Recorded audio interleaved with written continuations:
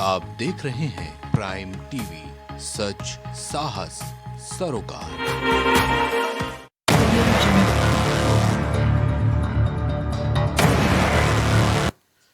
नमस्कार, मैं हूं गौरव श्रीवास्तव। प्राइम डिबेट में आप सभी का बहुत बहुत स्वागत है। यूं तो चुनाव होने वाले हैं, चुनाव को लेकर लगातार रणनीति का दौर जारी है। चर्चाएं जारी हैं, रैली जारी है, यात्राएं जारी हैं, जनता से संवाद जारी है और आरोप प्रत्यारोप का दौर जारी है। और होना भी चाहिए। लोकतंत्र में अगर आरोप प्रत्यारोप के दौर नहीं लगेंगे, बयान नहीं आएंगे, तो लोकतंत्र का जो मतलब है वो सिद्ध कैसे होगा। खैर, यहाँ पर लोकतंत्र के मतलब की बात को अलग रखते हुए यहाँ पर हम तमाम ऐसी बातों की चर्चा करने जा रहे हैं जो बड़ी महत्वपूर्ण है, क्योंकि यहाँ पर देश की प्रतिष्ठा भी शुमार है और विपक्ष का आरोप भी शुमार है। यहाँ पर बात देश के प्रधानमंत्री की भी है तो यहाँ विपक्ष की बातों की भी है, यहाँ बात समर्थन की भी है तो यहाँ बात विरोध की भी है। अब समर्थन कैसा है और विरोध कैसा है ये आज की चर्चा में स्पष्ट हो जाएगा। पर चर्चा बड़ी महत्वपूर्ण है क्योंकि यहाँ पर बात प्रधानमंत्री नरेंद्र मोदी के अमेरिका दौरे की है। राजकीय मेहमान के तौर पर बुलाए गए और वहाँ पर उन्होंने 9वें अंतर्राष्ट्रीय योग दिवस के मौके पर न्यूयॉर्क में योग किया, अपने लोगों के बीच, अमेरिकी लोगों के बीच, विश्व समुदाय के बीच। और इसीलिए शायद इस बार की जो थीम है योग दिवस की वो भी ऐसी रखी गई है, योग फॉर वसुधैव कुटुंबकम। प्रधानमंत्री नरेंद्र मोदी की पहल के चलते कहा जा रहा है कि एक पहल की गई थी यूएन में और यूएन के बाद 14 में प्रस्ताव रखा गया था और 15 प्रस्ताव पास हुआ और पहला अंतर्राष्ट्रीय योग दिवस मनाना शुरू हुआ 21 जून 2015 से। उसके बाद से लगातार मनाने का दौर जारी है, कभी दिल्ली में, कभी मैसूर में, कभी लखनऊ में, और जब कोरोना आता है तो वर्चुअल प्रधानमंत्री नरेंद्र मोदी सब जगह जाते हैं और योग की शुरुआत करते हैं। खैर, योग आज कर रही है, ये हमारी परंपरा में शुमार है और हजारों वर्ष पुरानी हमारी स्वास्थ्य से जुड़ी परंपरा है। पर चूंकि यहाँ पर योग को एक वैश्विक पहचान दिलाने की बात है तो यहाँ पर प्रधानमंत्री नरेंद्र मोदी का नाम आगे आ रहा है क्योंकि उन्होंने प्रस्ताव रखा था। खैर, जो शुरुआत करता है तो उसके नाम का यहाँ डंका बजता है, पर यह डंके बजने के साथ साथ यहाँ पर बात यह भी है कि जहाँ पर एक तरफ अमेरिका दौरे की बात हो रही है, द्विपक्षीय संबंध की बात हो रही है, राजकीय सम्मान की बात हो रही है, अमेरिका में मोदी की लोकप्रियता की बात हो रही है, तो वही विपक्ष कह रहा है कि राजा घूम रहा है और राज्य जल रहा है। मणिपुर की बात कर रहा हूं क्योंकि यहां पर जहां एक तरफ गुणगान हो रहा है और दूसरी तरफ विपक्ष को परेशान बोला जा रहा है। अब अगर अमेरिका दौरे से किसी का लाभ हो रहा है, नुकसान हो रहा है, वो तो अलग बात है। फिलहाल प्रधानमंत्री के रूप में किसी भी देश का दौरा यहाँ पर संभावित होता रहता है, पर राजकीय सम्मान यहाँ पर मिला है तो निश्चित रूप से गौरव की बात है। और यहाँ पर कई लोगों ने यह भी कहा है कि निश्चित रूप से इसमें कोई विवाद नहीं है, ये हमारे देश के लिए, हमारे प्रधानमंत्री के लिए और हमारे प्रत्येक भारतीय के लिए गौरव का क्षण है। पर गौरव का क्षण वहाँ भी आता है जब हम बेहतर करते हैं, पर कहीं ना कहीं लज्जा की बात वहाँ भी आती है जहाँ पर कुछ गलत होता है।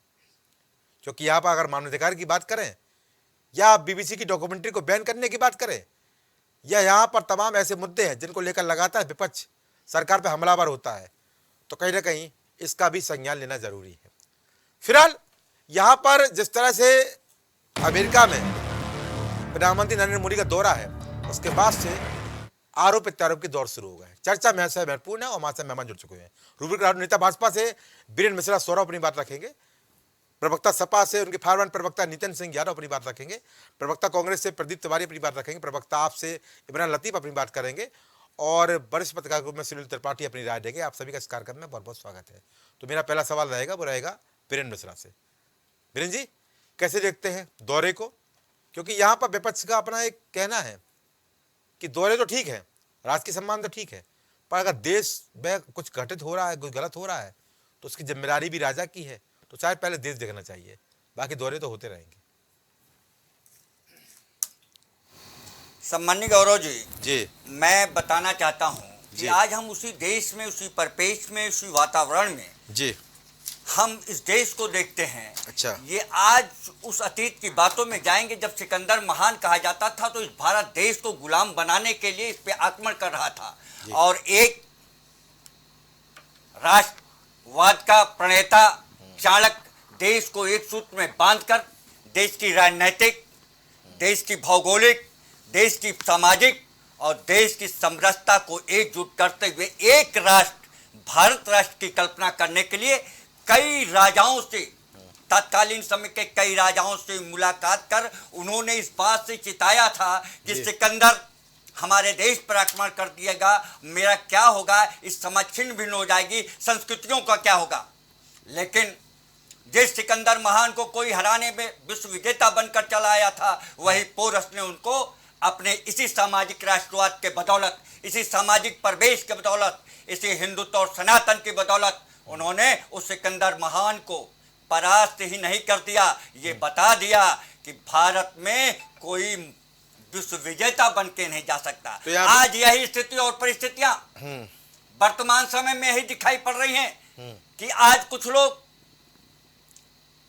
प्रश्नवाचक सवाल करते हैं और उनका सवाल करना जायज है, हम सवाल देने के लिए तत्पर रहते हैं, लेकिन जब मानसिक स्थितियों और परिस्थितियों से केवल एक ही काम है विरोध विरोध विरोध, तो लगता है कि कहीं ना कहीं राष्ट्रवाद की राजनीति को भूलकर, सामाजिक परिवेश को भूलकर, भारतीय भौगोलिक स्थिति को भूलकर केवल विपक्ष का काम विरोध विरोध विरोध है। क्या आज देश जिस राष्ट्रवाद की बदौलत जो स्थितियां आज विश्व के मानचित्र पर भारत के उभर कर निकलती है, क्या ये विपक्ष इसका भी विरोध करेगा?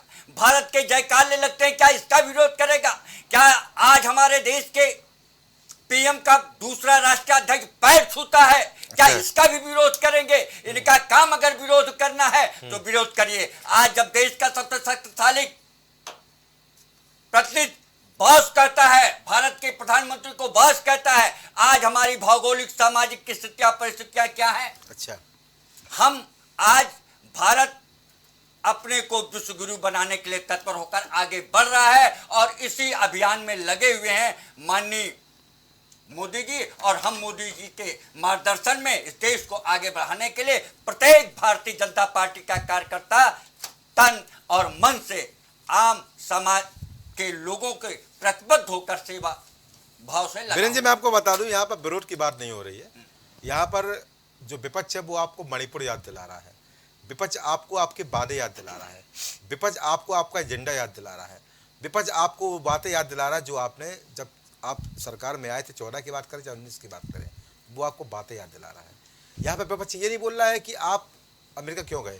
भाई प्रधानमंत्री हैं, राज के दौरे होते रहते हैं और ये दौरे आज नहीं हमेशा से होते आए हैं, प्रधानमंत्री कोई रहा हो। पर यहाँ पर जिस तरह से तमाम समस्या विपक्ष गिना रहा है, मणिपुर की बात करें या अन्य समस्याओं की बात करें, तो यहाँ पर जिस तरह से हमने देखा है कि चीज़ें आपके सामने हैं, तो इसको विरोध की श्रेणी में क्यों बोलते हैं?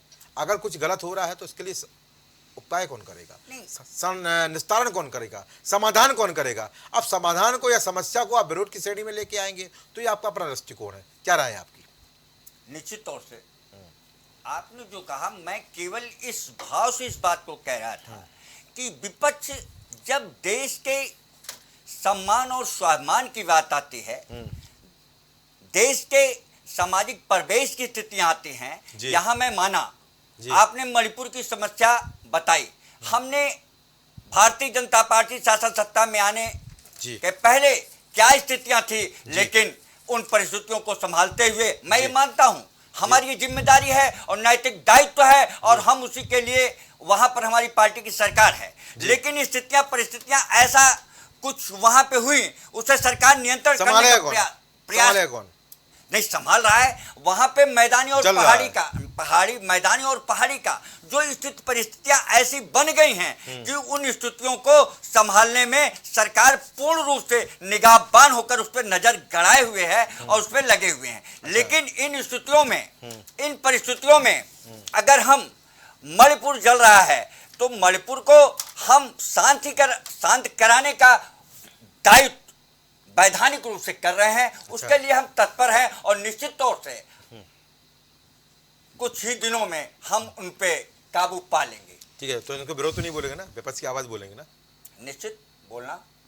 ठीक है नितिन भाई जी, क्या राय है आपकी? क्योंकि यहाँ पर तो उन्होंने कह दिया कि विरोध कर रहा है, अब विरोध है या विपक्ष की आवाज़ है, आप बेहतर इसको दृष्टिकोण से देखेंगे।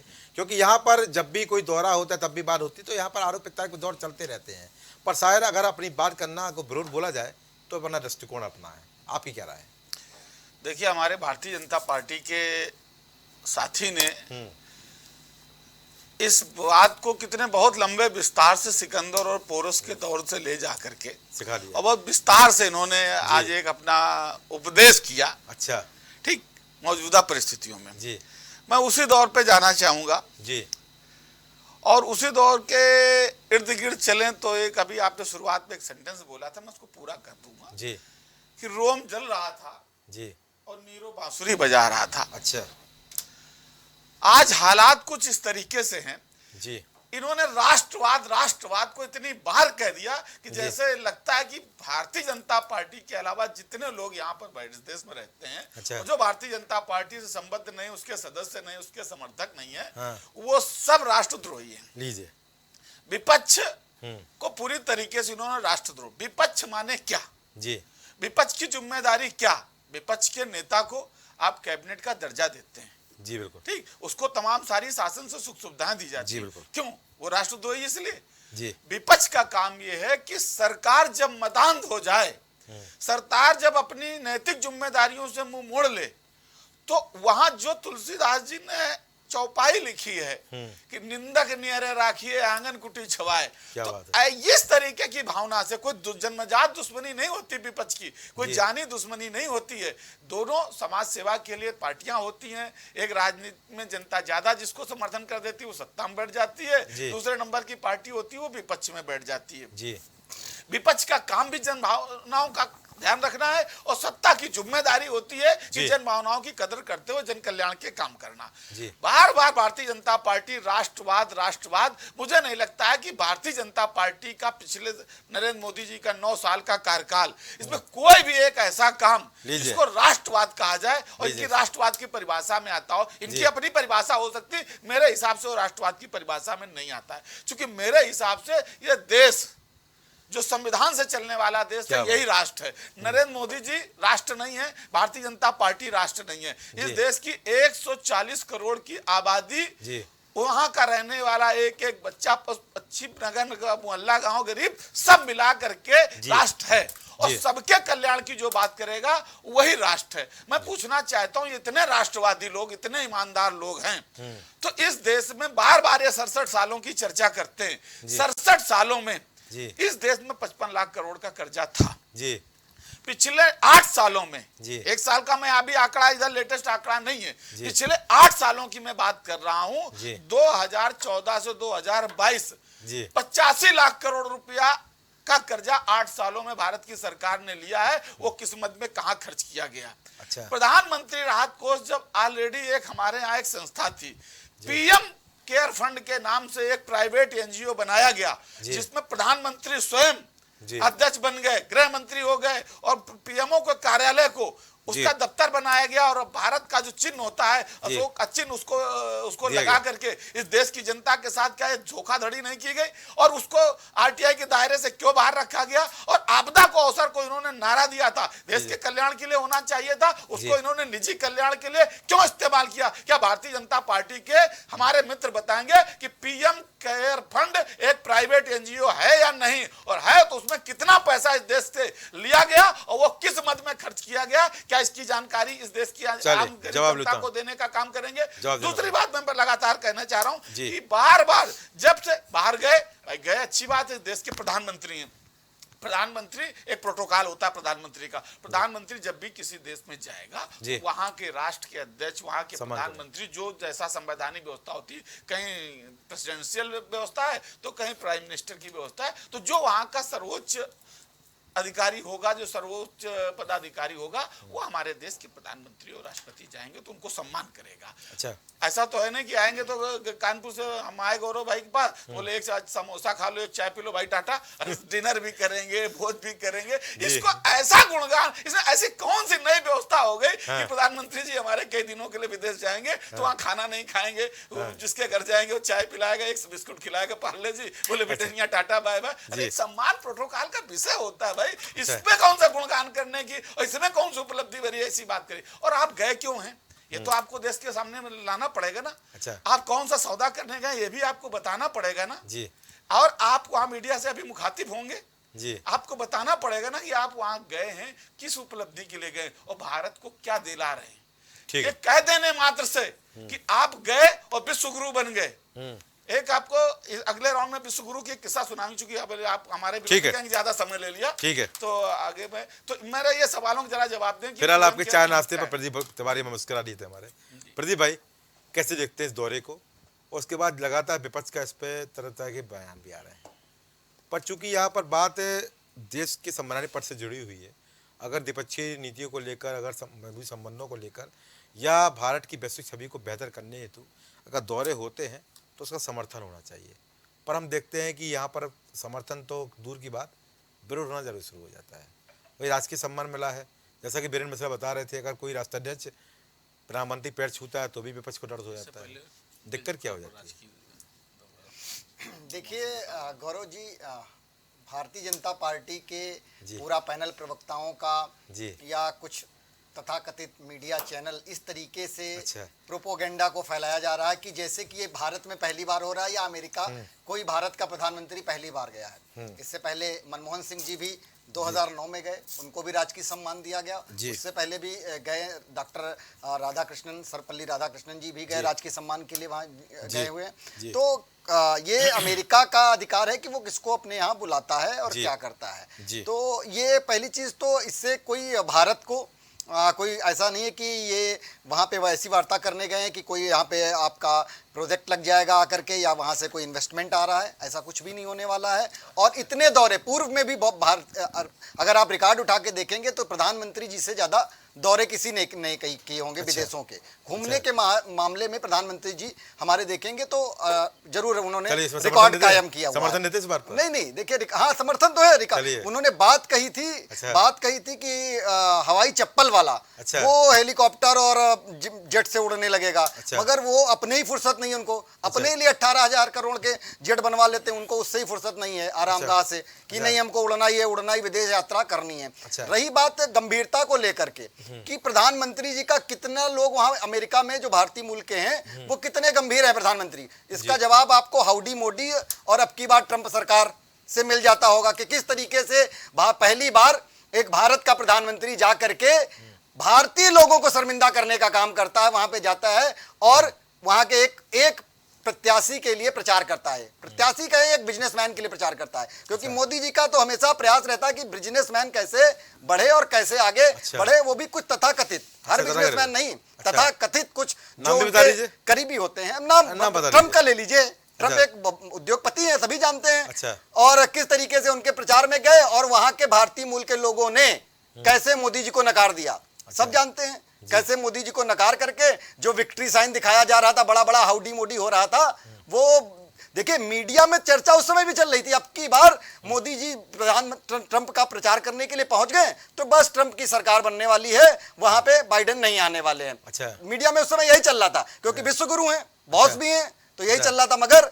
वो तथाकथित बॉस और विश्व गुरु को आपसे गर्व होता ही नहीं होता है। अमेरिकी मूल के लोगों ने नकार दिया, उनकी स्वीकार्यता वहां पे नहीं है। और इस बार भी जब गए हुए हैं तो मीडिया वही दिखा रही है कुछ लोगों को जो आकर के वहां मोदी कर रहे हैं, मगर उनको नहीं दिखा रही। अमेरिकी सांसद ने ट्वीट करके विरोध किया है इनके दौरे का कि आ करके आप इंटरनल या आप धार्मिक बातें नहीं करनी चाहिए उस मंच से, वो जा करके करते हैं। तो अभी तो इनको पहले सीखना पड़ेगा कि विदेशों में जाकर के क्या क्या कहना होता है। आप भूल गए होंगे दक्षिण कोरिया गए थे, सियोल में जाकर के अप्रवासी भारतीयों का सम्मेलन को लेकर के बात चल रही थी। क्या कह दिया था उन्होंने? अप्रवासी भारतीयों के लिए वही मंच पे खड़े होकर के कह दिया कि मुझे शर्म आती है, पहले मुझे शर्म आती थी कि मैं किस देश में पैदा हो गया। भाई कैसी कैसी बात, आप भारत को नीचा करने की बात करते हैं। गलत बात नहीं है, रिकॉर्ड में है, रिकॉर्ड में है, दक्षिण कोरिया के सियोल में रिकॉर्ड में है, वो रिकॉर्ड बात है, वो रिकॉर्डेड है, कोई ऐसे नहीं बोल रहा हूँ। वो दक्षिण कोरिया के सियोल में प्रवासी भारतीयों को संबोधित कर रहे थे, वहां की बात मैं बता रहा हूँ। तो वो बात आप करते हैं, जाकर के प्रधानमंत्री के रूप में जाते हैं और भारत को शर्मिंदा करने का काम करते हैं। आपको अगर आप जरा सा भी गंभीर होते, क्या प्रधानमंत्री का कोई वक्तव्य आया मणिपुर की घटना को लेकर के? नहीं आया। लोग मर रहे हैं मगर प्रधानमंत्री अपनी आरामगाह में मस्त हैं, उनको देश के लोगों से चिंता नहीं। वही देश, आपने देखा कोई भी घटना आप उठा लीजिए, देश के पहलवान, महिला पहलवान जिन्होंने ओलंपिक मेडल दिलाया, वो सड़कों पे घसीटी जा रही थी, प्रधानमंत्री अपनी आरामगाह में मस्त थे। उनको नहीं मतलब है, ना उनको किसानों से मतलब है, ना इस देश के युवा बेरोजगारों से मतलब है, ना इस देश की बेटियों से मतलब है। उनको मतलब है किस तरीके से कोई हमारा गुणगान करने लगे, बस उसी में वो खुश हैं। वो तथाकथित अपने उसी गुणगान में खुश रहते हैं। इस बार देखिए, वो पिछली बार आप गए थे, देख अमेरिकी दौरे पे जब गए थे, ट्रंप को जिताने के लिए आपको हार मिली। आप चाहे कितना भी गुणगान करवा लीजिए, अपने किसी भी भाई बंधु मीडिया चैनलों से गुणगान करवा लीजिए, मगर 2024 मीडिया क्यों करते? नहीं, क्यों नहीं करते भाई? मीडिया पे आरोप क्यों लगा? अरे भाई, आपकी टैगलाइन यात्रा निकलती तो मीडिया कवरेज करती है, ये बात कर। नहीं, आपने ये दिखाया नहीं, आप मीडिया गौरव जी देखिए, व्यक्तिगत मैं नहीं हो रहा हूँ आपके चैनल को, नहीं मैं आपके चैनल को नहीं कह रहा हूँ, मगर चैनल की अगर टैगलाइन ये आती है कि विदेशों में मोदी का गुणगान, क्या आपने लिखा कि नहीं? कौन भाई, कितने लोगों ने, विदेश में कितने भारतीय मूल के लोग रहते हैं, कितने लोग आए उनकी उस सभा में, कितने लोग आ गए, कितने लोगों ने गुणगान कर दिया? क्या 50% से ज्यादा लोगों ने गुणगान कर दिया उनका? नहीं, मोदी जी का अगर गुणगान हो रहा होता तो ट्रंप वहां हारते नहीं, वहां पे गए थे जिताने के लिए। सवाल जवाब दे रही तो ये टैगलाइन जब इस तरीके की आती है, बनाई जाती है, तो संदेह दक्षिण कोरिया की बात कही। अभी हाल में राहुल गांधी कैम्ब्रिज भी गए थे। जी बिल्कुल गए थे, अमेरिका भी गए थे। जो बातें उन्होंने कही भारत को लेकर, क्या कही, वो क्या बातें थी? नहीं, गुणगान था। वो अपने देश की बात की, अपने देश की समस्या की बात, या अपने देश की जो भी समस्या उनको लग रही है वो बात क्या विदेशी मंच पर उठाना बेहतर है? नहीं, क्या उसके लिए हमारी हिंदुस्तान की धरती पर्याप्त नहीं है? क्या उसके लिए 35-70 किलोमीटर की यात्रा पर्याप्त नहीं थी? क्या उसके लिए हमारे देश का क्षेत्रफल पर्याप्त नहीं है, जिसको लेकर आप विदेश में जा रहे हैं और उसकी बात कर रहे हैं? हमारा माइक बंद कर दिया जाता है, अल्पसंख्यक समुदाय परेशान है, वहां पर धार्मिक स्वतंत्रता नहीं है, लोगों का शोषण किया जा रहा है, मेरा माइक बंद कर दिया जा रहा है। झड़ी खत्म हो, बिल्कुल मैं जवाब दूंगा, क्योंकि यहाँ पर आपने बात कही, सवाल देख कर रहे हैं उतना ही टाइम दीजिएगा, मैं सबका सवाल आपका टाइम है, बिल्कुल मैं एक करके जवाब दे देता हूँ आपका। देखिए, जो राहुल गांधी ने लगभग 4,3500 किलोमीटर से ऊपर की यात्रा करी, जो भारत जोड़ो यात्रा करी, और लोगों को जोड़ने, उनको भी राहुल गांधी जी यही संदेश दे रहे थे कि ये यात्रा कोई राजनीतिक यात्रा नहीं है, जो यहाँ पे वैमनस्यता फैलाई जा रही है भारतीय जनता पार्टी की तरफ से। तो उनका संदेश साफ साफ था कि हमको उनके उस झांसे में नहीं आना है, हम भाई हैं और भाईचारे के साथ में रहना है। लोग नफरत फैला रहे हैं मगर हमें मोहब्बत बांटनी है, वो उनका संदेश था। उन्होंने वो संदेश दिया, उसमें सफल भी हुए, बहुत सारे आपको देखने को मिलेगा, बहुत सारे लोग उससे प्रभावित हुए और राहुल गांधी जी उसमें सफल हुए। मगर आप जब हमारी बात होती है कोई, आप हम 20,000 करोड़ रुपए की जो अडानी की सेल कंपनियों में आता है, सेल कंपनियों के माध्यम से आता है, उसको हम मुद्दा उठाने की कोशिश करते हैं, तो संसद के अंदर आप हमारा माइक बंद कर देते हैं, आप हमें मीडिया चैनलों पे बोलने नहीं देंगे, आप हमें देश में नहीं बोलने देंगे। अरे भाई, आज की डेट में आप कह रहे हैं विदेश में क्यों बोल दिया? ये बताइए कि आज मैं आपके चैनल में बैठ करके यहाँ पे बोल रहा हूं, और इस चैनल का जहां तक प्रसार है, यूट्यूब के माध्यम से, फेसबुक के माध्यम से जहां तक प्रसार है, क्या वो विदेश में बैठा व्यक्ति नहीं सुनना है? क्या विदेश में बैठा व्यक्ति को नहीं जानना है? मैंने अगर यहाँ पे कहा या विदेश में जाकर के उस चीज को कहा, क्या हो गया? मैंने अगर यहाँ पे कहा कि नहीं, आज एक वर्ग को विशेषकर शोषित किया जा रहा है, आज एक वर्ग दबाया जा रहा है, एक वर्ग को, मैं यहाँ पे बैठ करके कहूं या वहां पे, इस तरीके की नीति प्रधानमंत्री को तो करनी नहीं चाहिए। और इस प्रदेश के साथ साथ इस प्रदेश का मुख्यमंत्री होने वाला जब था तो वो अपने भाषणों में कहता था 80-20 की बात करता है, और आप बात करते हैं कांग्रेस पार्टी से क्वेश्चन करते हैं। ये तो भारतीय जनता पार्टी से क्वेश्चन होना चाहिए कि एक प्रदेश का मुख्यमंत्री कैसे 80-20 की बात कर सकता है? कैसे आप इस देश में भेदभाव फैला सकते हैं? कैसे आप एक जाति वर्ग को टारगेट कर सकते हैं? तो ये क्वेश्चन उनसे होने चाहिए, भारतीय जनता पार्टी से क्वेश्चन होने चाहिए। क्या वो बुलेट ट्रेन चल गई? क्या वो जो गांव गोद लिए गए थे वो गांव विकसित हो गए? क्या गंगा मैया जो जिनमें इतनी गंदगी आज भी मल गिर रहा है वो साफ हो गई? ये तो भारतीय जनता पार्टी से क्वेश्चन होने चाहिए।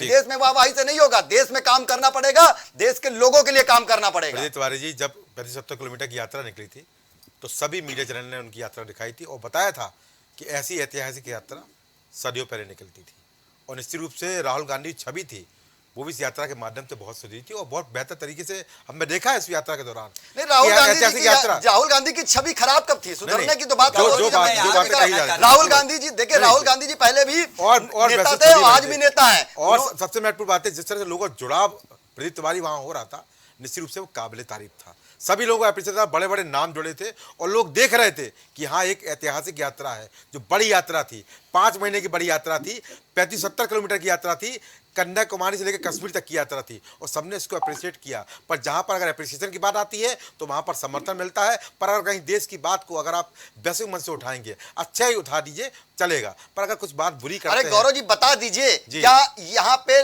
आप कह रहे हैं भारतीय जनता पार्टी की जो प्रदेश में है या देश में सरकार है, बराबरी का मौका सबको मिल रहा है? क्या बराबरी सबके साथ एक ही आंख से सबको देखा जा रहा है? क्या ऐसा नहीं हो रहा है कि जो भारतीय जनता पार्टी की सरकार में शामिल है या उनके चहेते बने हुए हैं उनको एक कैटेगरी में रखा गया है, और जो भारतीय जनता पार्टी के विरोध, भारतीय जनता पार्टी का विरोध आप जो गलत है वो गलत है। देखा, पत्रकारों को जेल में डाल दिया गया, जो गलत है गलत है। गौरव जी अगर एक पत्रकार ने अपनी बात रख दी, आज की डेट में एक पत्रकार अपनी बात रख देता है, भारतीय जनता पार्टी का विरोध कर देता है, उसको जेल में डाल दिया जाता है। जो गलत है वो गलत है, उसका समर्थन यहाँ पर कोई नहीं करेगा। नहीं, कोई समर्थन नहीं अगर करेगा। भारतीय जनता पार्टी का इस तरीके से समर्थन किया जाएगा तब तो फिर इस देश का क्या होगा? जी, कोई चौथा समर्थन स्तंभ नहीं। माना जाता है। अगर गलत है तो गलत है, सही है तो सही है। गोदी मीडिया के कुछ चैनलों पे प्रश्न चिन्ह कांग्रेस पार्टी या विरोधी पक्ष के अगर बेहतर होगा तो प्रदीप भाई अच्छा ही दिखाएंगे, और खराब करेंगे तो सत्ता पक्ष हो या विपक्ष हो सबकी आंख खोलेंगे। ठीक है, इमरान लतीफ, आम आदमी पार्टी। इमरान भाई क्या राय है आपकी? अब आप सबसे पहले ये बोलिएगा कि अडानी मुद्दा जरूर बोलेंगे आप, मुझे उम्मीद है कि आप मुस्कुराहट बता रही है मुझे। जी जी, नहीं देखिए, आपका तकिया कलाम मुझे अक्सर याद भी रहता है। जी बोलिए। आवाज इको काफी हो रही है जी, ठीक कराई जाए। गौरव भाई, जहां तक मोदी जी के इस दौरे की बात है और जो तमाम दौरों की बात है, बहुत अच्छी बात है जी, प्रशंसा हो रही है और विश्व गुरु बन रहा है और अच्छा। बहुत सारी बातें। अभी बहुत ओजस्वी भाषण हमने सुना अपने भारतीय जनता पार्टी के मित्र का। अच्छा, तो लेकिन फिर वही बात है कि हम कहीं और से बात नहीं शुरू करेंगे। जी, जो इनका संकल्प पत्र था, जो इनके चुनावी वादे थे, 2014 की बात करें या 2019 के चुनावों की बात करें जी, तो उसमें वादा किया था इन्होंने कि अगर आप किसान की बात करेंगे तो उनसे भी कुछ वादे किए थे। किसानों से वादा किया गया था कि आपकी आय दुगनी कर देंगे जी। लेकिन जमीनी हकीकत यह है कि अभी हमने देखा हरियाणा के अंदर कि सूरजमुखी का एमएसपी पर खरीद नहीं कर पा रही थी वहां पे सरकार, और जब किसानों ने एक छोटी सी मांग रखी कि भाई एमएसपी पे खरीद कर लीजिए, तो जो तानाशाही वाली सरकार होती है, जो अहंकारी सरकार होती है, उस तरह का रवैया जो है सरकार की तरफ से दिखाई दिया और किसानों की हड्डी पसली तोड़ के एक कर दी गई। लीजिए। तो ये हकीकत है किसानों के साथ, कहां आय दोगुनी करने का वादा किया था और कहां एमएसपी पर भी खरीद नहीं कर पा रहे। खरीद करना दूर की बात है, उनको जो है दंडित किया जा रहा है बिला कसूर। बिल्कुल, खरीद की बात तो यहाँ पर शिवपाल सिंह यादव भी कर रहे हैं। जी, गेहूं खरीद की बात। दूसरी बात जो है, दूसरा मसला जो है वो ये है कि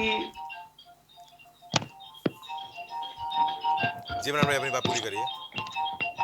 दूसरा मामला जो है वो ये रहा कि बेरोजगारी की बात कर रहे थे। हर साल 2 करोड़ नौकरियां देने का वादा किया था केंद्र सरकार ने। 2 करोड़ नौकरियां देना तो बहुत दूर की बात है जी। ये इन्होंने लोगों की नौकरियां छीनने का काम किया है, रोजगार छीनने का काम किया है। आप देख लें, इनका सरकारी आंकड़ा हमारे मित्र बता देंगे कि कितनी नौकरियां इन्होंने दी। शायद 4.5 लाख या 7.5 लाख। वो तो बोलते हैं कि स्वरोजगार भी नौकरी श्रेणी में आता है। कह रहे अगर स्वरोजगार बेचना भी रोजगार है, भीख मांगना भी रोजगार है, तो ठीक है, बोलते बीजेपी वाले बोलते हैं हो सकता है, ये इनका अपना तर्क हो सकता है, ये तर्क इनको मुबारक हो, लेकिन उन्होंने नौकरियां देने की बात की थी, रोजगार की बात नहीं करी थी। 2 करोड़ नौकरियां हर वर्ष देने की बात की थी। आप उठाकर उनके भाषण सुन लीजिएगा, उनका संकल्प हर वर्ष 2 करोड़ तो लगभग 18 करोड़ नौकरियां हो गई हैं।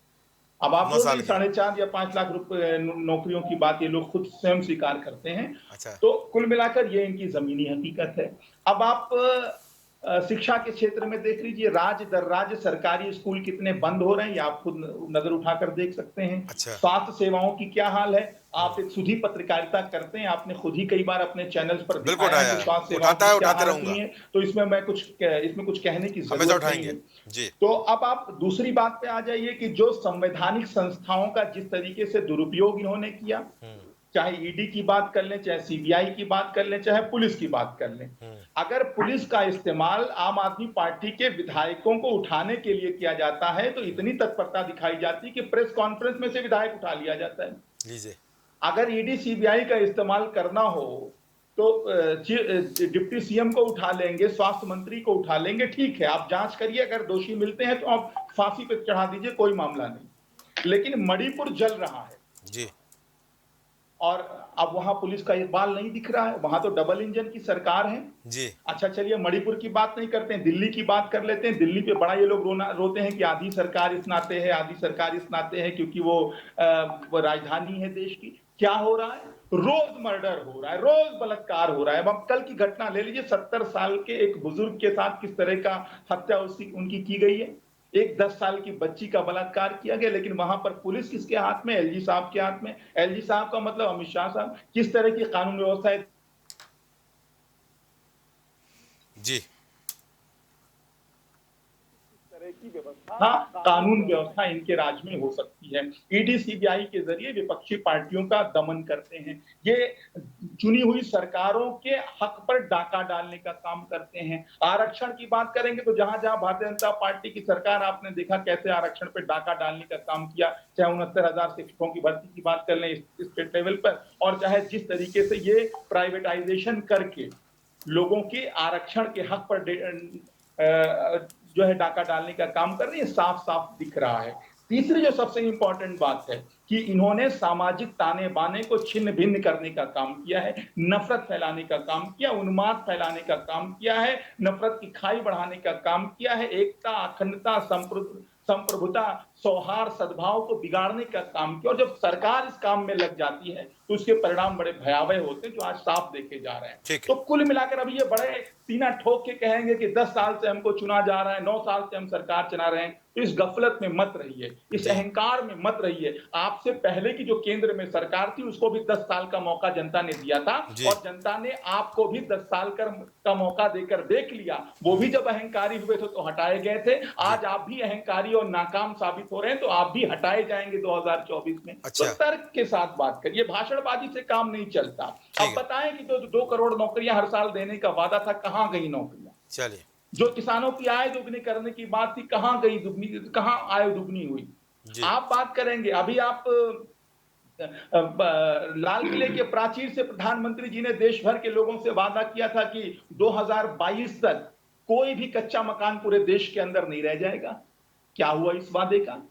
तो अगर बात सही है, अगर झूठ बोलने में कोई प्रतियोगिता होगी, तो देश नहीं, विदेश नहीं, पूरे ब्रह्मांड में भारतीय जनता पार्टी जैसी झूठी पार्टी और जुमलेबाज पार्टी नहीं होगी। इसको हम मानते हैं। प्रतियोगिता में इनका कोई मुकाबला नहीं कर सकता। तो कुल मिलाकर आप कहेंगे हर मोर्चे पर, विदेश नीति की बात कर लीजिए, चाइना घूमने जाते हैं, चाइना वाले राष्ट्राध्यक्ष के साथ ये झूला झूलते हैं और चाइना जो है अंदर तक घुसकर चलाता है जी। पुलवामा देख लीजिए, आज तक पुलवामा की सच्चाई सामने नहीं आ पाई। पाकिस्तान की बिरयानी खाने चले जाते हैं, उसके बाद अपने ही जो है सेना की जांच पाकिस्तान की एजेंसी से करवाते हैं। शर्म नहीं आती है? तो चाहे आप आर्थिक मामले में बात कर लें, जीएसटी लेकर आए, नोटबंदी लेकर आए, पर खच्चे उड़ गए अर्थव्यवस्था की देश के। आज वही नोटबंदी को वापस ले रहे हैं। कभी इनको समझ में नहीं रहे क्या करना है क्या नहीं करना है। तो अब कहीं ना कहीं देश की जनता इस बात को अच्छे से समझ चुकी है। 10 साल का मौका पिछली सरकार को भी मिला था, 10 साल का मौका इस सरकार को भी जनता ने दिया है, और 2024 में निश्चित रूप से ये नाकाम सरकार बदलने वाली। गौरव जी, भाई सबको थोड़ा समय दिया है, हमको भी थोड़ा आप समय लीजिए, आप मुस्कुराइए मत, बिल्कुल समय लीजिए आप।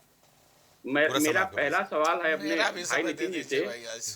नितिन जी कह रहे हैं कि इस देश के प्रधानमंत्री अमेरिका गए हैं। अच्छा, तो क्या नितिन जी किस देश में रहते हैं? मेरा निवेदन है कि स्पष्ट करें, वो भारत में रहते हैं या कहीं और रहते हैं? अच्छा भाई, मोदी जी तो देश के प्रधानमंत्री हैं। देश के प्रधानमंत्री से सत्ता पक्ष हो जब विपक्ष हो, सबके प्रधानमंत्री हैं। अच्छा। नितिन जी कह रहे हैं इस देश के प्रधानमंत्री। तो मेरा एक निवेदन है नितिन जी से कि ये बताएं कि ये कौन से देश में स्वयं रहते हैं। अच्छा। और दूसरी बात गौरव जी, आज योग दिवस मान जाए कितनी अब आपका मतलब बौद्धिक स्तर मुझे बहुत हल्का लगने लगा। अरे मैं ही कह रहा हूँ कि मैं भारत के प्रधानमंत्री विदेश में गए, प्रधानमंत्री गए, नरेंद्र मोदी नहीं गए, और प्रधानमंत्री को प्रोटोकॉल मिल रहा है, इसलिए बहुत गलबलाओ मत कि नरेंद्र मोदी माने क्या? भारत के प्रधानमंत्री को सम्मान मिल रहा है, इसके लिए सब लोग गौरवान्वित हो रहे हैं। मैंने ये कहा। अब यहाँ से शुरू करिए। भारत के प्रधानमंत्री सम्मान, और इसके लिए सबने कह दिया कि इसके लिए सब लोग गौरवान्वित हो रहे हैं। और पहली बार नहीं हो रहा है, इससे पहले अभी चाइना को भी सेट देश बना चुके हैं, इसके पहले मनमोहन सिंह हो चुके हैं, डॉक्टर सर्वपल्ली राधाकृष्णन हो चुके हैं। आप इसमें कहां से शुरू करने पहुंच गए? आपका बौद्धिक स्तर पत्रकार वाला नहीं लगा। आप भारतीय जनता, ये बात सौरभ बोलते हैं तो अच्छा लगता, आप इनकी जगह बैठ जाओ प्रवक्ता के तरीके। ये सौरभ बोलते तो अच्छा लगता। बढ़ती हुई छवि बर्दाश्त नहीं हो पा रही, पत्रकार का चरित्र भाई, पत्रकार की हैसियत से बातें नहीं कर रहे हैं। अरे मैंने जो कहा, आपका बौद्धिक स्तर पता चल गया कितना घटिया स्तर का है। इसमें फिर समझ में आ जाएगा आपको, इससे पहले समझ में नहीं आएगा। आपको अपनी टिप्पणी करने के लिए बोला गया है। अरे भाई आपके बात बोलने के लिए आपके बात बोलने के लिए कुछ है ही नहीं। गौरव जी, आप कहते हैं कि आपके मीडिया में बात सवाल ना बोलने के उठाइए, लिए एक पत्रकार बैठ बताइए के आप जैसे लोगों को क्या समझ में आ जाएगा। आपको गोदी पत्राना पड़ेगा। ये पत्रकार की इसके भाषा पहले मैं शैली आपको आप चुका समझिए। हूं। सुनिए रुक जाए प्रदीप। इसके पहले इन्होंने कहा था एक दिन कि इससे पहले बहुत मुख्यमंत्री हुए, लेकिन हमारे मुख्यमंत्री, ये पहली बार पिछली डिबेट में मैंने इनको टोका था कि हमारे योगी जी और हमारे मुख्यमंत्रियों ने तीन हमारे मुख्यमंत्री, तो आप इसका मतलब क्या है? सुनिए सुनिए जरा, मैं तुम्हारा चेहरा बेनकाब करता हूँ। सुनिए जरा, मैं आपको जरा आपके चेहरे का मुखौटा हटा देता हूँ। सुनिए सुनील जी, जरा मैं आपके चेहरे का मुखौटा हटा देता हूँ। पिछली डिबेट में आप मेरे साथ थे, आपने अपनी डिबेट में कहा था कि बहुत सारे पहले मुख्यमंत्री हो चुके, लेकिन हमारे 3 मुख्यमंत्री, तो इसका मतलब जो भारतीय जनता पार्टी के आपके 3 मुख्यमंत्रियों के नाम बताए थे, योगी जी, राजनाथ और कल्याण सिंह, इसका मतलब भारतीय जनता पार्टी कार्यकर्ता नहीं हो क्या? जो उत्तर प्रदेश का मुख्यमंत्री होगा, चाहे वो अखिलेश जी हो, चाहे योगी जी हो, आपने नहीं कहा था ये, मैं आपको कह रहा हूँ, मैंने तब भी टोका था, रिकॉर्ड उठा के देखिए, आपने कहा बहुत मुख्यमंत्री चले आज के मुद्दे बोलिए सुनील भाई, आपने कहा था मुद्दे पे तरस पकड़िए लीजिए, बोलिए। आपके पास कोई बोलने के लिए जवाब नहीं है त्रिपाठी जी, बोलिए। मैं फिर कह रहा हूँ, नोट करो, फिर से नोट करो, कान खोल के सुनो फिर जवाब देना। सुनील जरा कान खोल के सुनो फिर जवाब दो। मैंने कहा इस देश के प्रधानमंत्री विदेश गए हैं, नरेंद्र मोदी नहीं गए हैं, इस देश के प्रधानमंत्री गए, मैं इस देश का निवासी हूँ। अब यहाँ से शुरू करो। इस देश के प्रधानमंत्री गए हैं, आपने कहा को सम्मान मिल रहा है, इस देश के प्रधानमंत्री तो नरेंद्र मोदी जी हैं कि नहीं, आप बताइए। चलिए बोलिए। अब इसके बाद आगे बताओ। बोलिए। अब हमने क्लियर कर दिया, ठीक। इस देश के प्रधानमंत्री गए, हम भी इसी देश के निवासी, गौरव हम लोग, चलिए ठीक है। बहुत बहुत धन्यवाद है जी। कम से कम राष्ट्र प्रेम आप में जागृत हो नितिन जी, ये मेरा अरे आपके सर्टिफिकेट की जरूरत नहीं है, हमसे ज्यादा समाजवादियों से ज्यादा किसी ने देश में कुर्बानी दी हो तो बताइए। आप जैसे समर्थक और भारतीय जनता पार्टी का पूरा इतिहास गद्दारी का रहा है, और कहो तो मैं यही प्रमाण पत्र देना शुरू करूं आज के दिन। अरे मैं देखिए आज के दिन देना शुरू करूं। चलो सुनो, सुनो तो मैं बताता हूँ। आगरा जिले का रजिस्टर जाओ और बटेसर तहसील जाओ, वहाँ का रजिस्टर उठाओ और देखो इस देश का किसका नाम लिखा है वहाँ अंग्रेजों की मुखबिरी करने में। सुनो मैं प्रमाण दे रहा हूँ यार, आप सरकार में बैठे हो, सुनो मैं आपको प्रमाण दे रहा हूँ। आगरा जिले की बटेसर तहसील का रजिस्टर उठाओ और अंग्रेजों की मुखबिरी करने वालों में किसका नाम लिखा है, आपके पुरोधाओं का नाम, आपके मुखियाओं का नाम ना निकले तो हमको यही फांसी देना, यहाँ से बाहर नहीं जाऊंगा। चलिए अब मैं दावा करता हूँ। इसके बाद 10-20 और उदाहरण दें, माफी वीरों का उदाहरण दें। चलिए, इसलिए ये बातें मत करिए। समाजवादियों का इतिहास, लाहौर की जेलों में डॉक्टर लोहिया को बर्फ की सिल्लियों में लिटाया गया था और प्लास से नाखून खींचे गए थे। ये समाजवादियों का इतिहास रहा है। समाजवादियों ने कितनी कुर्बानियां दी हैं। जल्दी बात करिए, इसलिए आज की बात आपका इतिहास गौरवान्वित कहने के बाद जनता सब जानती, देश सब जानता किसने कितनी कुर्बानियां दी हैं। जनता जानती है, गद्दारी से भरा जिनका इतिहास है वही आज इतिहास। चलिए, अरे आप पत्रकार रूप में बताइए भाई, कभी आप सुभाष चंद्र बोस का नाम लेते हो, कभी वल्लभ भाई पटेल का नाम लेते हो, जबकि आपके सुनिए अब आपको और दे दें। जब देश अंग्रेजों भारत छोड़ो का नारा दे रहा था, तब आपके पुरोधा, सुनो मैं आप ही को बता रहा हूँ, आपको भाजपा प्रवक्ता मान के जवाब दे रहा हूँ। दो प्रवक्ता हुआ था किसके साथ सरकार चला रहे थे? मेरे 2 प्रवक्ता हुआ क्या? मोहम्मद अली जिन्ना के साथ, मुस्लिम लीग के साथ। अरे वो पत्रकार है, प्रवक्ता नहीं भाई। नहीं, ये प्रवक्ता है, 2 प्रवक्ता हो गए। जो मीडिया की बात कहती है, अच्छा प्रवक्ता है, पिछली बार प्रमाणित कर दिया। चलिए, अरे आप पहले पत्रकार समीक्षा करिए, अब नितिन जी मिले, इनको पहले सबसे पहले तो ठीक है। सुनील भाई, सेवकों की हत्या नहीं हुई तब तो ठीक है। अच्छा, अरे बताओ 1942 में जब अंग्रेजों भारत छोड़ो का नारा दिया था गांधी जी ने, तो अगर मुस्लिम लीग के सरकार साथ बंगाल में सरकार कौन चला रहा था? और जब जिस देश के लोगों ने सुभाष चंद्र बोस की आजाद हिंद फौज में भर्ती होने की अपील की थी, तो कौन हिंदू महासभा का नेता भाषण दे रहा था कि अंग्रेजों की फौज में भर्ती हो जाओ, सुभाष चंद्र की फौज में भर्ती होना, ये नारा किसने दिया था बताओ? बहुत बारी ज्ञानी पत्रकार हो तो।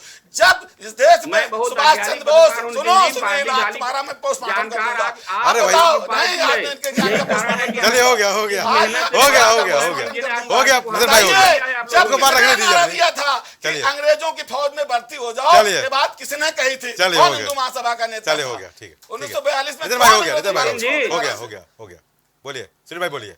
हम उनका सम्मान बोलिए। क्या बोले गौरव जी, तो अपने आगे हल्ला बोल पार्टी है, सुनने ही नहीं देते। हल्ला बोल, चलो ठीक है, सबकी राय दे दीजिए, सबकी राय दे दीजिए। बोलिए आपका क्या राय है? कहना चाह रहा हूँ गौरव जी कि योग तो हर व्यक्ति को निरोग करता है। अच्छा, हमारा पौराणिक इतिहास रहा है कि योग से हमारे योगी 100 साल जिए।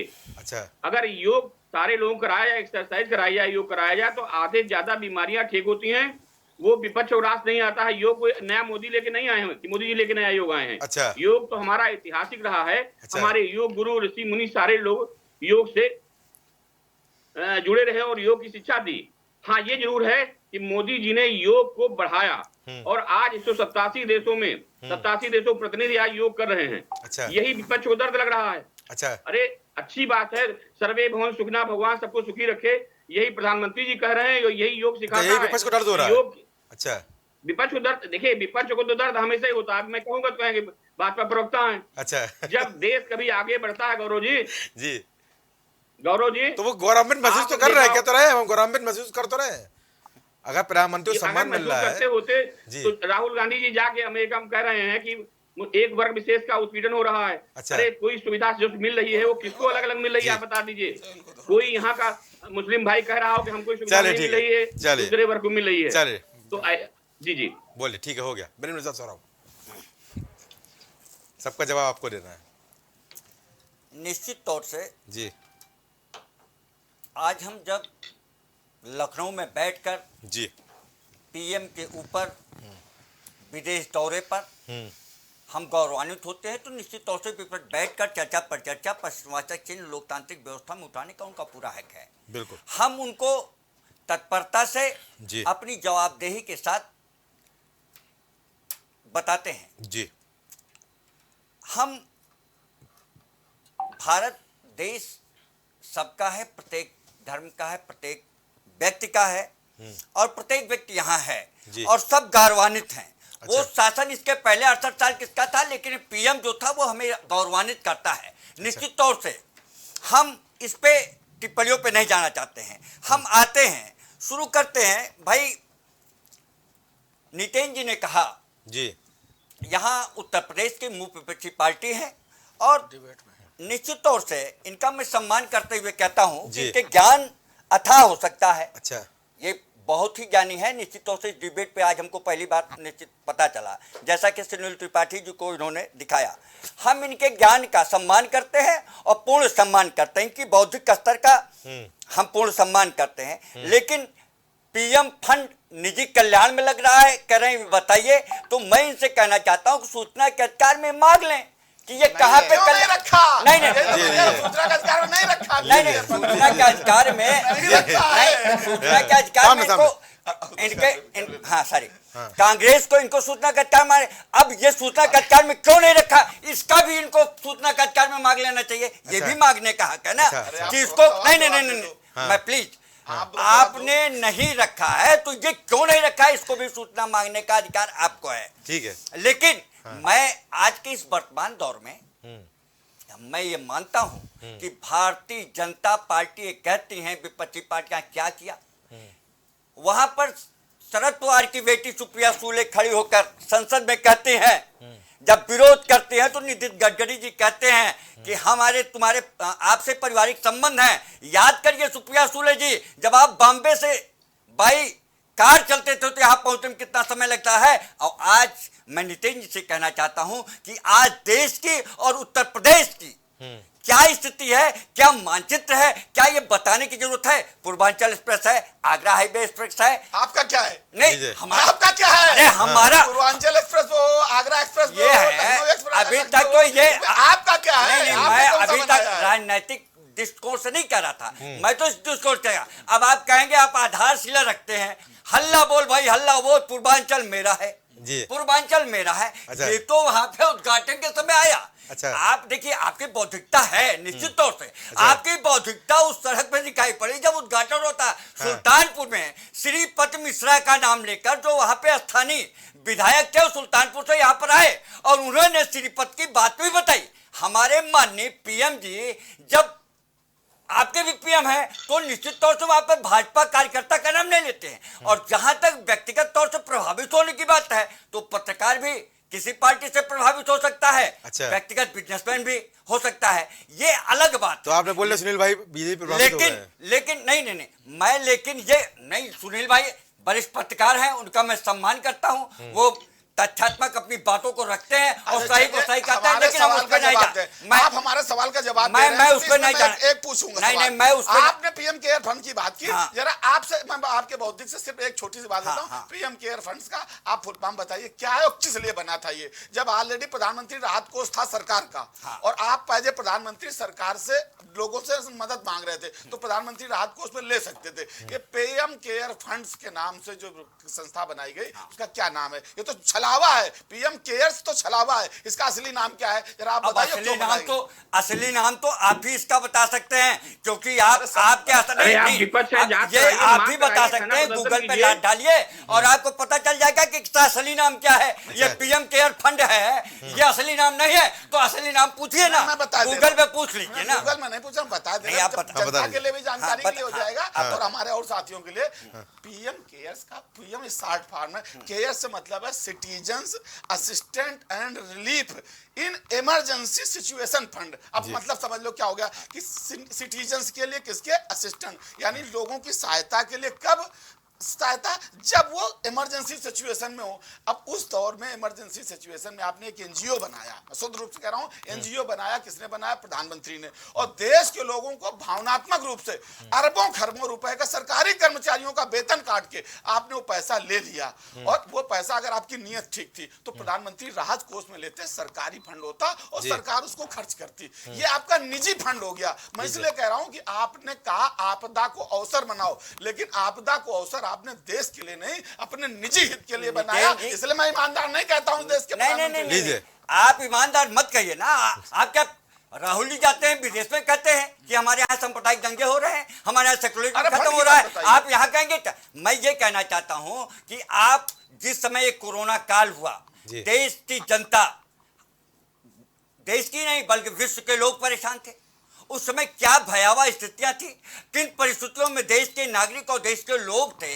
उस समय इस पीएम केयर फंड का गठन किया गया और किया गया। क्यों नहीं, हम बताता हूँ तो किसका उपयोग क्या किया गया? पीएम केयर फंड का गठन किया गया और कोरोना पर किस प्रकार से विश्व के मानचित्र पर आप देखिए कि भारत ने अपने देश के कोरोना का बचाव ही, अपने ही देश का नहीं बल्कि विश्व में कई देशों का इन्होंने मेडिकल राहत पहुंचाई। उसी समय निश्चित तौर से हम आप बता दीजिए, हो सकता है हम जाना है। मुझे जितनी नॉलेज है, उस समय पीएम केयर फंड का इसलिए निर्माण किया गया कि देश वासियों को कोई अगर ऐसी जरूरत पड़ती है, किसी भी व्यक्ति, किसी पर्सन, सामाजिक स्तर पर, वहां से उसका केयर सुरक्षा की जाएगी, उसको उस अवसर पर लगाया जाएगा।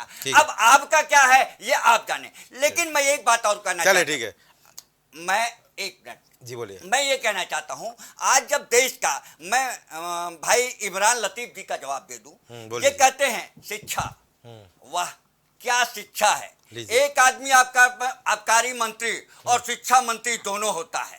एक आदमी शिक्षा मंत्री होकर उसको कहता है कि अमेरिका की कंपनी ने, अमेरिका वाले कह रहे हैं कि ऐसा कोई शिक्षा, ऐसे स्कूल, ऐसे विद्यालय, ऐसी शिक्षा, माने इसकी तुलना करते हैं। और दूसरी तरफ इनके फोन से वो रिकॉर्डेड हैं 18% मलिन बस्तियों में ये परसेंट, यहाँ पे ये परसेंट, और यहाँ पे इसको नगद दिया जाए, वहां से इनके फोन बदल देते हैं।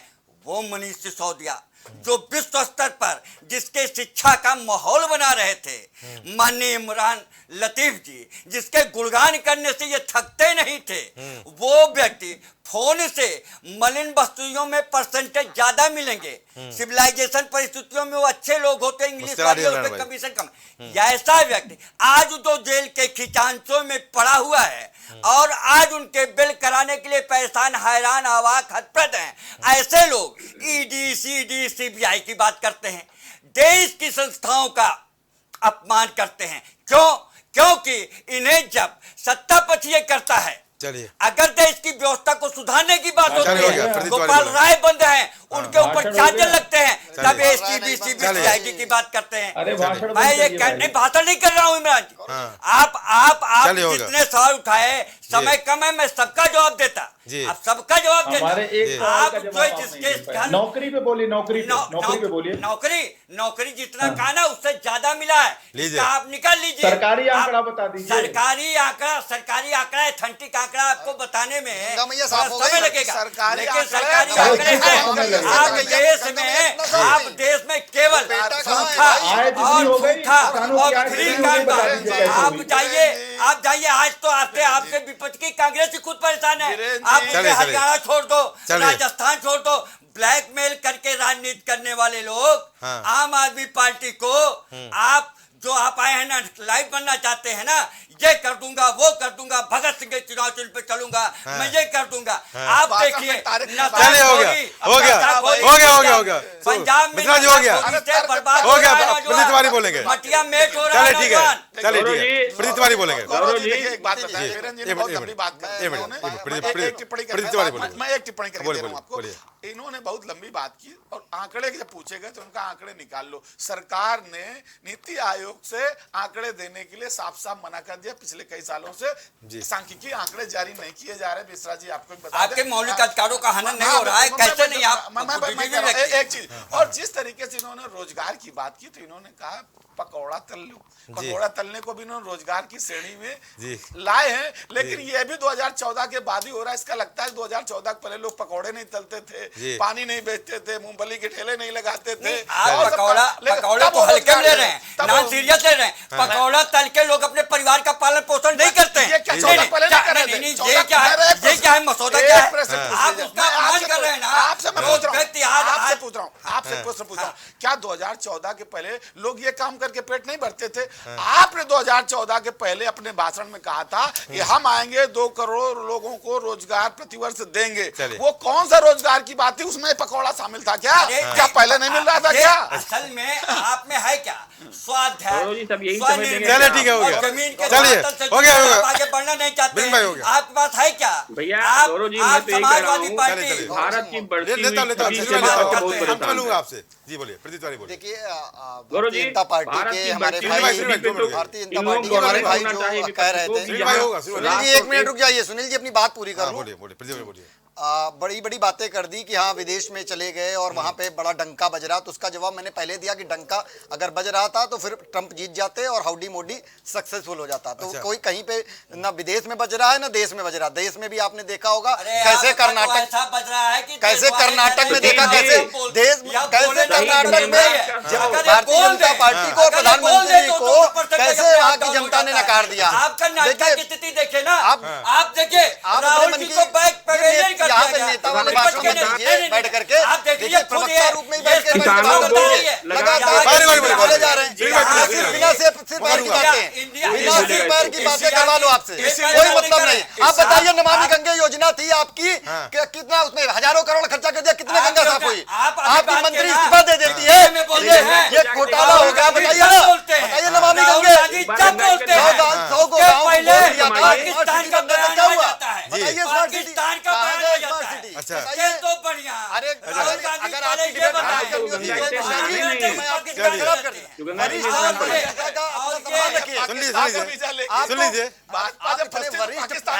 और वरिष्ठता का कोई ख्याल नहीं। आपको लगा आपकी डिबेट में खराब कर सकता था।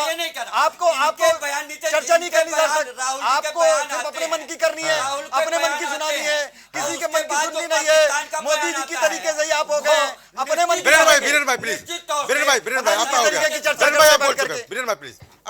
अरे मैं आपकी डिबेट में क्या डिस्टर्ब कर रहा था? नहीं, आप लगातार प्रवक्ता के रूप में नहीं बैठ कर दिए जा रहे हैं। अब की बार आएंगे, ये कर देंगे, वो कर देंगे। किया क्या बता दीजिए। वो बेटा कहाँ चला गया? योजना मैं कर रहा हूँ। चलो ठीक है, हो गया योजना आ गई, मुझे योजना सब पता है। बता दीजिए ना कि वो बेटा कहाँ चला। मैं आपको कुछ सवाल कर लूं फिर आप जवाब दे दीजिएगा। वो बेटा कहाँ है जिसने गंगा मैया से वादा किया था कि मैं आपको निर्मल बना दूंगा? माँ आज भी इंतजार कर रही है कि कब निर्मल होगी वो गंगा मैया। आज भी वो स्मार्ट सिटी कहाँ है? 100 स्मार्ट सिटी बन रहे थे, सांसदों ने गाँव को गोद लिया था।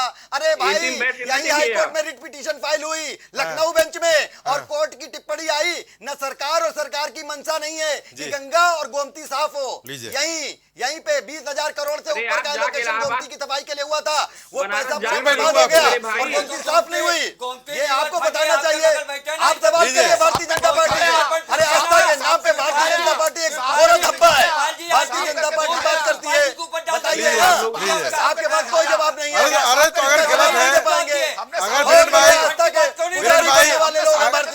गलत है शिवपाल सिंह यादव, तो काहे बचाए हुए हैं? अरे भाई बताना चाहिए ना, गंगा मैया कितना, उमा भारती जी ने इसीलिए इस्तीफा दे दिया, उमा भारती जी ने इसीलिए इस्तीफा दे दिया क्योंकि भ्रष्टाचार से लिप्त पार्टी है, सारा पैसा खा गए भारतीय जनता पार्टी के। मैं जवाब दे रहा हूँ, बोलिए। मैं भारतीय जनता पार्टी को आपके मंच के माध्यम से चैलेंज करता हूँ। 6 साल हो गए योगी जी को लगातार मुख्यमंत्री रहते हुए, अगर जरा भी सच्चाई है तो आज ही जाओ, जांच करो, गिरफ्तार करो, जेल भेजो, वरना कसम खा के ले लो कि आज के बाद इस बात की चर्चा मत कर देना, क्योंकि उसकी जब भी जांच शुरू होती तो भाजपा का विधायक फंस जाता है, क्योंकि उसका जो ठेकेदार था वो भारतीय जनता पार्टी के विधायक का भाई है, और कार्यालय का पता भारतीय जनता पार्टी का विधायक का आवास है, वहीं से जांच रुक जाती है। तो मैं पहले जवाब दे रहा था, क्या हेड सपाती हम ये मैं कह रहा हूँ कि चले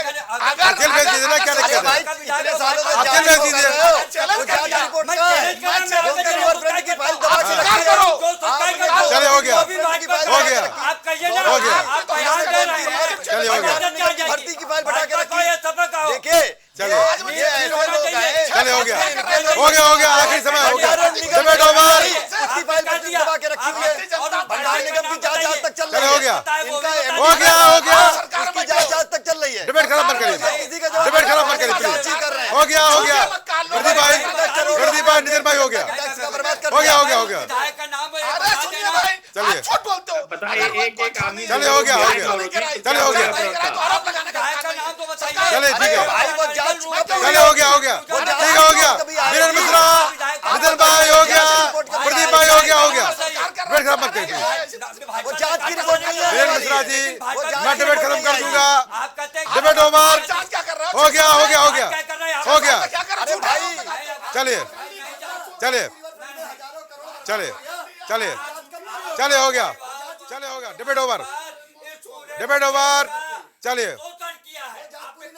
Virendra Mishra ji debate over, Virendra Mishra ji over, debate खत्म, चलिए, चलिए हो गया, हो गया, हो गया, आप सभी का इस कार्यक्रम में जोड़ने के बहुत धन्यवाद।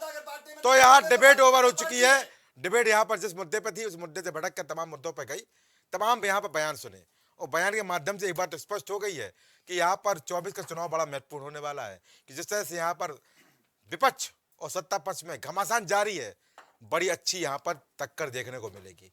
फिलहाल टक्कर तो होती रहेगी, आरोप प्रत्यारोप चलते रहेंगे, एक दूसरे पर बयानबाजी का दौर चलता रहेगा, पर यहाँ पर जनता जनाधार जिसको देगी वही यहाँ पर कुर्सी पर विराजमान होगा। अब जनता जनाधार किसको देगी, किसके संघर्ष को हृदय से लगाएगी और किसके संघर्ष को और किसकी नीतियों को नकारेगी, वो 24 के चुनाव में स्पष्ट हो जाएगा। पर एक बात तो साफ है कि जहाँ संघर्ष होता है वहाँ परिणाम आते हैं, और जहाँ परिणाम आते हैं वहाँ परंपरा बदलती हैं, और जहाँ परंपरा बदलती हैं वहाँ पर कोई अलग होता है, ऐतिहासिक भी होता है और अलग भी होता है। तो अब आने वाले समय स्पष्ट कर देगा कि अमेरिका दौरे पर गए पीएम मोदी का ये दौरा कितना सफल होता है, कितनी वैश्विक छवि बेहतर बनती है और कितना विपक्ष यहाँ पर हल्ला बोल करता है।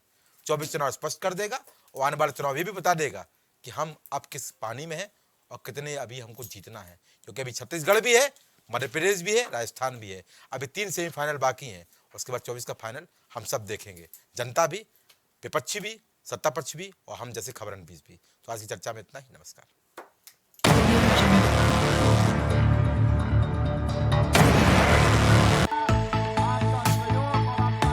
कुछ भाव पुष्प।